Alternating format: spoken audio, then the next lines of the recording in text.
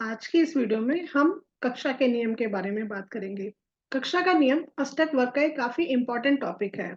उसके माध्यम से हम किसी भी प्लैनेट की स्ट्रेंथ को समझते हैं और जब कोई प्लैनेट ट्रांजिट में किसी भी हाउस में ट्रांजिट करता है तो हम उसके रिजल्ट्स को समझते हैं कि वो प्लैनेट वहां पर कितने पॉजिटिव या नेगेटिव रिजल्ट देने वाला है या किस तरीके से प्लैनेट्स हमें रिजल्ट्स देते हैं। तो चलिए इसको समझने के लिए मैंने एक जो टेबल तैयार किया है मैं उसको शेयर करती हूँ और उससे हम समझने की कोशिश करते हैं। ये हमारा चार्ट है। ये हमारा D1 चार्ट है। ये कक्षा का नियम के अकॉर्डिंग मैंने ये फर्स्ट हाउस के अकॉर्डिंग दिखाया हुआ है कि किस तरीके से हमने एक साइन को 8 इक्वल हिस्सों में डिवाइड किया। यानी कोई भी प्लैनेट जब किसी राशि में एंट्री करता है तो चाहे वो चार्ट में प्लेस हो चाहे वो ट्रांजिट में, हम दोनों ही कंडीशंस को यहाँ पर देखते हैं। तो सबसे पहला जो पोर्शन होता है उसका, यानी 3 डिग्री 45 मिनट तक का एरिया, वो सैटर्न का होता है।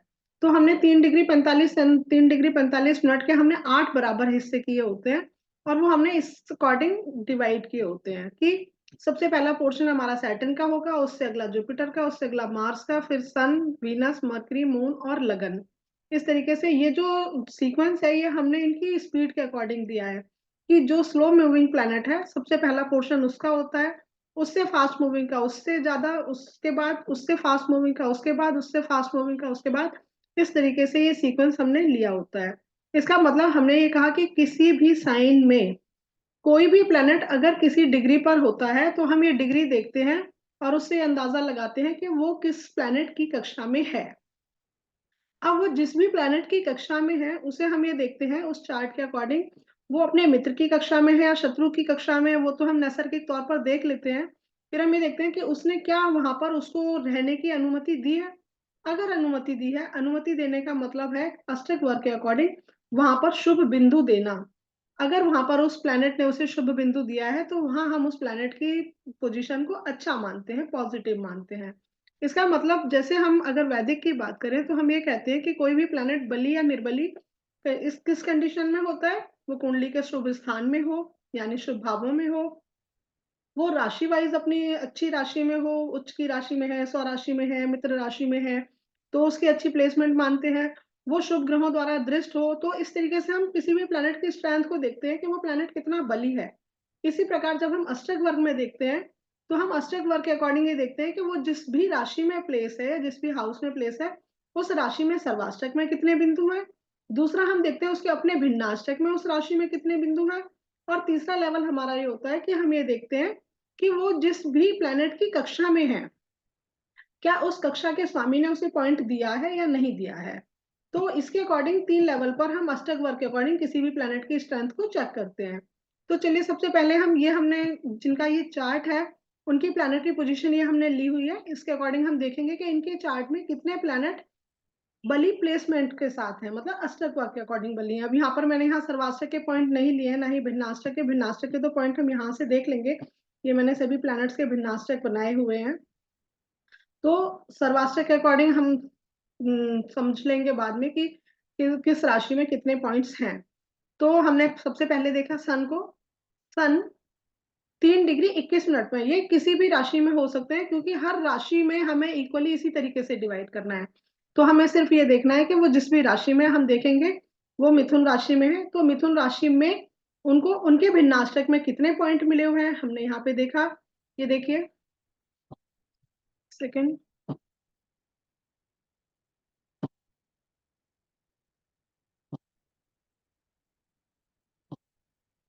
हम ये देखते हैं ये सन का भिन्नाष्टक है और यहाँ पर ये मिथुन राशि दी हुई है सबसे पहले। तो इसमें हमने देखा कि क्या मिथुन राशि में वो जिसकी कक्षा में है, किसकी कक्षा में, 3 डिग्री 21 मिनट पे है। इसका मतलब 3 डिग्री 45 मिनट तक अगर वो रहते हैं तो वो शनि की कक्षा में रहते हैं। तो हमें मिथुन राशि में ये देखना है क्या शनि ने उनको पॉइंट दिया है। तो पहली बात तो हमने देखा कि उनको मिथुन राशि में 5 पॉइंट्स मिले हुए हैं। तो 5 पॉइंट्स के अकॉर्डिंग हम ये मानेंगे कि हाँ, सूर्य बली स्थिति में है, इनके सूर्य बली है क्योंकि वो भिन्नाष्टक में 5 पॉइंट्स के साथ हैं। ठीक है। अब अगर हम उनकी कक्षा के नियम के अकॉर्डिंग देखते हैं तो हम ये देखेंगे क्या मिथुन राशि में सैटर्न ने उन्हें पॉइंट दिया है। तो हमने यहाँ देखा कि नहीं, सैटर्न ने उन्हें पॉइंट नहीं दिया है। ठीक है, यहाँ इन्हें 0 मिली हुई है। तो हाँ जी, तो यहाँ पे इन्होंने रेखाओं से क्या कहते हैं उनको पॉइंट्स को दिया है, कहीं-कहीं पे शुभ बिंदु, शुभ स्थान पर बिंदु दिया जाता है और अशुभ स्थान पर रेखाएँ खींची जाती हैं। मैं ये देख रही थी कि यहाँ पर शुभ और अशुभ क्या दिया है। तो हाँ, यहाँ पर शुभ रेखाएँ दी हैं, यानी 5 जो नंबर दिए हैं 1-1 करके, ये इन प्लैनेट्स के पॉइंट्स हैं जिन्होंने दिए हैं। तो यहाँ पर इनको ये जो 5 पॉइंट्स मिले हैं, इनमें इन्हें सैटर्न ने पॉइंट नहीं दिया है, जुपिटर ने नहीं दिया है और मरकरी ने नहीं दिया है। तो हमारा मेन फोकस है कि वो जिसकी कक्षा में है, क्या उसने दिया है? तो हमने देखा कि नहीं, उन्होंने नहीं दिया है। इसी तरीके से अगर हम मून की बात करें तो हमने मून को देखा, मून कुंभ राशि में है, ओ सॉरी सिंह राशि में है, लियो साइन में है और वो 11 डिग्री 15 मिनट पर है। अगर हम 11 डिग्री 15 मिनट की बात करें तो 15 मिनट 8 सेकंड हो गए हैं उनको आगे, और 11 डिग्री 15 मिनट तक, एग्जैक्ट 15 मिनट तक मार्स की कक्षा थी। इसका मतलब हम उन्हें सन की कक्षा में मानेंगे। तो हमने देखा कि मून जो है सन की कक्षा में है और कुंभ राशि में है। तो हम मून के चार्ट में देखेंगे, सिंह राशि में सन ने क्या उन्हें पॉइंट दिया है, तो सबसे पहले हमने सिंह राशि में देखा, हमने देखा कि मून जो है 5 पॉइंट्स के साथ है, यानी मून की स्ट्रेंथ भी अच्छी है अगर हम भिन्नाष्टक के अकॉर्डिंग देखें। लेकिन अगर हम उनकी कक्षा के नियम के अकॉर्डिंग देखें तो हाँ, वो सन की कक्षा में है और सन ने भी उन्हें पॉइंट दिया हुआ है। तो हमें कहेंगे कि इनके चार्ट में मून जो है वो बली स्थिति में है। इसी तरीके से अगर हम मार्स को देखते हैं तो हमने मार्स देखा लिब्रा साइन में है और लिब्रा साइन में वो 1 डिग्री 57 मिनट पे है। तो सबसे पहले हम देखेंगे कि लिब्रा साइन में मार्स को कितने पॉइंट मिले हैं। तो हमने देखा मार्स भी यहाँ 5 पॉइंट्स के साथ है। अब भिन्नाष्टक में तो उनकी अच्छी स्थिति है कि वो 5 पॉइंट्स के साथ है, लेकिन अगर हम उनकी कक्षा के नियम के अकॉर्डिंग देखें तो हमने देखा कि मार्स जो है सैटर्न की कक्षा में है। तो हम लिब्रा साइन में सैटर्न के पॉइंट देखेंगे तो सैटर्न ने भी उन्हें पॉइंट दिया हुआ है। तो इसका मतलब ये भिन्नाष्टक के अकॉर्डिंग भी और कक्षा के नियम के अकॉर्डिंग भी बली स्थिति में है। तो इसी तरीके से हम हर प्लैनेट को चेक करते हैं कि वो प्लैनेट कुंडली में किस स्थिति में प्लेस है। उसके बाद जब हम किसी भी प्लैनेट की गोचर की बात करते हैं, क्योंकि इसका ये जो यूज है कक्षा के नियम का, सबसे ज्यादा यूज गोचर में किया जाता है। क्योंकि हम ये देखते हैं कि जब भी कोई प्लैनेट किसी राशि में ट्रांजिट करता है तो सबसे पहले हम उसके ट्रांजिट के अकॉर्डिंग ही रिजल्ट बताते हैं।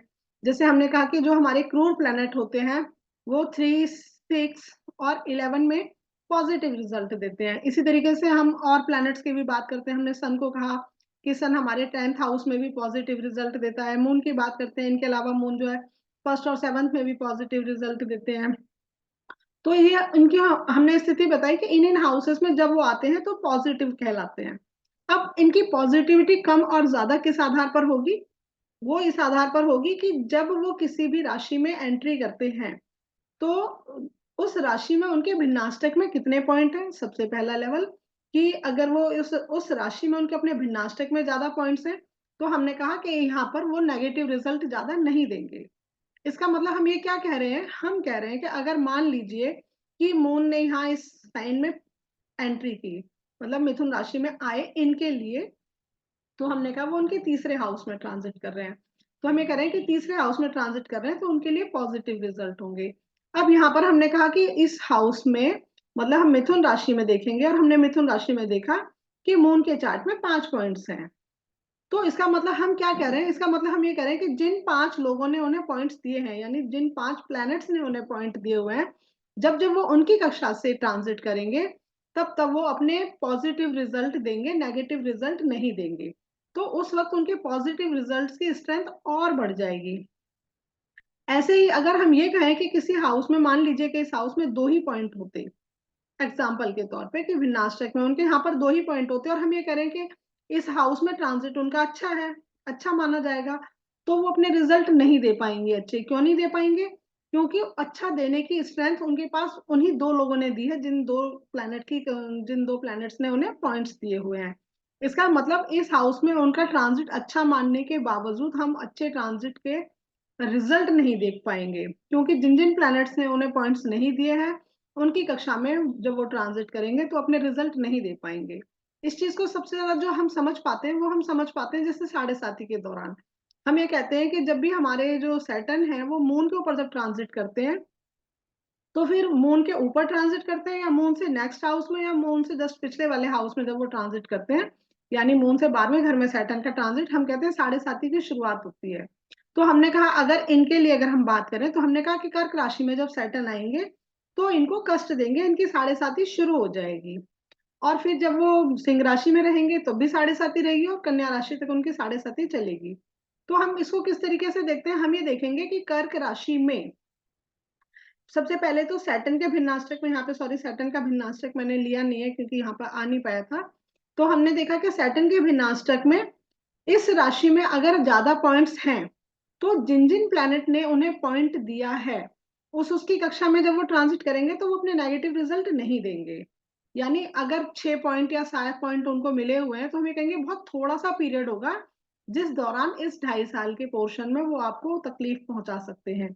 ऐसे ही अगर हम अगली राशि में आते हैं तो अगली राशि में हम देखेंगे उनको कितने पॉइंट मिले हुए हैं उनके भिन्नाष्टक में। अगर यहाँ पर भी उनको ज्यादा पॉइंट मिले हैं तो हम कहेंगे यहाँ पर भी वो कष्ट नहीं देंगे, क्योंकि वो कष्ट उसी दौरान देंगे जिस दौरान वो ऐसी कक्षा से ट्रांजिट कर रहे होंगे जिसके स्वामी ने उन्हें पॉइंट नहीं दिए।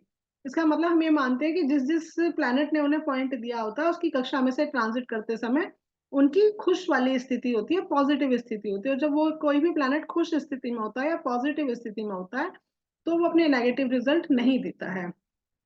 तो एक तो मोटा सा नियम हमारा ये हो जाता है ट्रांजिट में कि कोई भी प्लैनेट जब किसी भी हाउस में ट्रांजिट कर रहा होता है तो उसकी ट्रांजिट के जो रिजल्ट है वो इसी इसी तरीके से बदलते हैं कि वो जब जब उन कक्षाओं से ट्रांजिट करता है जिन कक्षा के स्वामियों ने उन्हें पॉइंट दिए हुए हैं। हम ये जानते हैं कि शुरू के 3 डिग्री 45 मिनट वो शनि की कक्षा में रहेंगे, उसके बाद 7 डिग्री 30 मिनट तक वो जुपिटर की कक्षा में रहेंगे। तो इस तरीके से हमें कक्षाओं का सीक्वेंस उनका देखना होता है। इसके अलावा ट्रांजिट में हम ये कहते हैं कि जब भी कोई प्लैनेट, जब भी एक ही टाइम पर ज्यादातर प्लैनेट एक ही हाउस में ट्रांजिट कर रहे होते हैं अपनी प्लेसमेंट के अकॉर्डिंग, यानी जैसे मान लीजिए कि हम ये कहते हैं कि सैटर्न यहाँ इनके फर्स्ट हाउस में प्लेस है इनके D1 चार्ट में। अब ट्रांजिट में वो मकर राशि में ट्रांजिट करते हैं। जैसे अभी हम मान लीजिए हम ये कह रहे हैं कि वो कुंभ राशि में ट्रांजिट कर रहे हैं। तो जैसे हमने यहाँ पे देखा कि सैटर्न जो है कुंभ राशि में, तो हमने सैटर्न को देखा वो अपने से 11th हाउस में ट्रांजिट कर रहे हैं। लगन का भी वो 11th हाउस है और सैटर्न का भी वो अपनी प्लेसमेंट से 11th हाउस है। तो ऐसी कंडीशन में सैटर्न के ट्रांजिट को हम बहुत अच्छा मानेंगे। हमने यहाँ उनका उनका ट्रांजिट वैसे ही अच्छा माना है। उसके अलावा दूसरी बात हम ये कह रहे हैं कि कुंभ राशि वैसे भी उनकी अपनी मूल त्रिकोण राशि है तो यहाँ तो उनका ट्रांजिट वैसे भी पॉजिटिव है। ऐसी कंडीशन में अगर कुंभ राशि में उनके पॉइंट्स बहुत कम होते हैं, उनके चार्ट में कुंभ राशि में मान लीजिए 2 ही पॉइंट है 3 ही पॉइंट है, तो यहाँ बहुत पॉजिटिव होने के बाद भी वो अपने पॉजिटिव रिजल्ट नहीं दे पाएंगे। और जो थोड़े बहुत पॉजिटिव रिजल्ट देंगे वो उसी दौरान देंगे जिस दौरान वो उन कक्षाओं से ट्रांजिट कर रहे होंगे जिन कक्षा के स्वामियों ने उन्हें पॉइंट दिए हुए हैं। यानी जिन कक्षा के स्वामियों ने उन्हें पॉइंट नहीं दिए वहां वो एक शुभ भाव में होने के बाद भी अपने रिजल्ट नहीं दे पाएंगे। ऐसे एक नियम होता है कि जब ज्यादातर प्लैनेट अपनी प्लेसमेंट से किसी भी एक हाउस में ट्रांजिट कर रहे होते हैं तब वहां उनके उस हाउस के रिजल्ट बहुत बढ़ जाते हैं।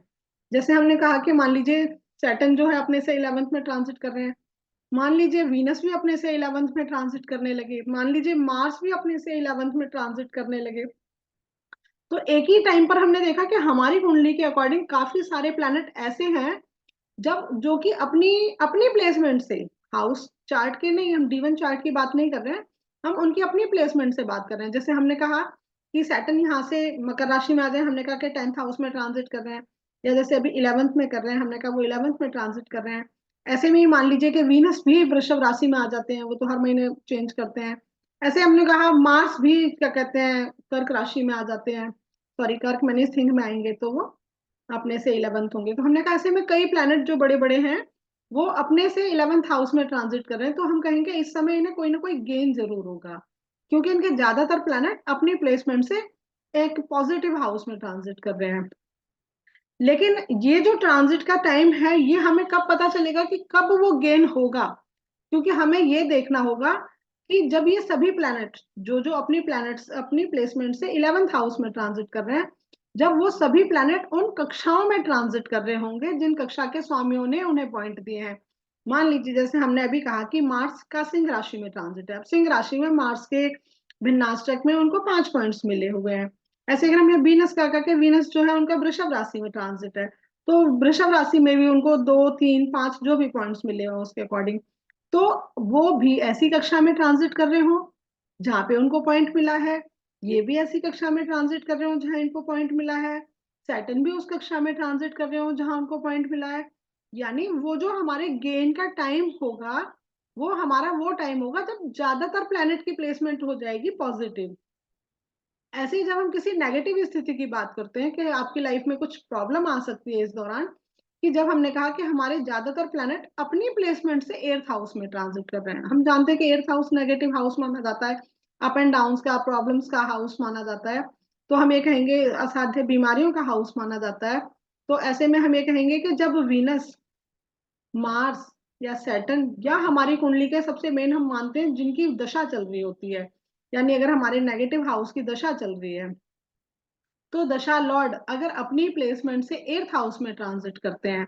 ऐसे में ही दो तीन प्लैनेट हमारी कुंडली के और भी ऐसे हैं जो अपनी प्लेसमेंट से एर्थ हाउस में ट्रांजिट कर रहे हैं।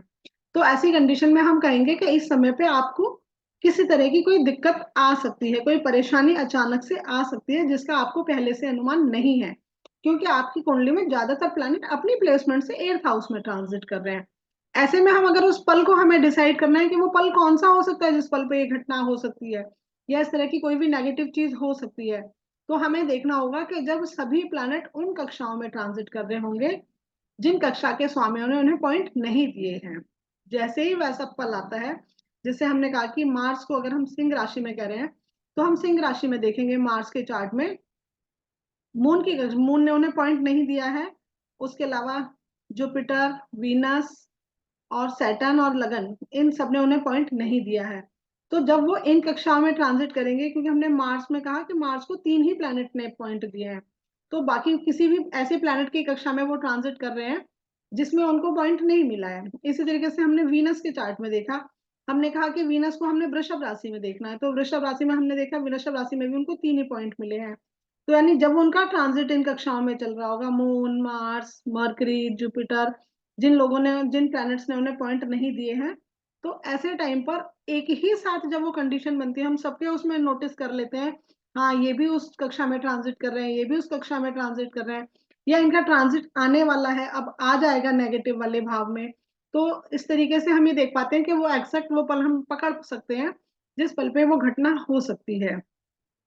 तो इसलिए इस तरीके से हमें कक्षा के नियम के अकॉर्डिंग हम ट्रांजिट की बहुत सारी चीजों को नोटिस कर सकते हैं, प्लैनेट्स के रिजल्ट को देख सकते हैं कि कौन सा प्लैनेट हमें कहाँ पर, क्योंकि हम सिर्फ इस आधार पर कि हमने ये कह दिया कि सैटर्न जो है अपने से 11th में ट्रांजिट कर रहे हैं, आपके 11th हाउस में ट्रांजिट कर रहे हैं, 11th हाउस में ट्रांजिट उनका बहुत अच्छा होता है, वो मूल त्रिकोण राशि में ट्रांजिट है, तो यहाँ तो वो आपकी बल्ले बल्ले कर देंगे।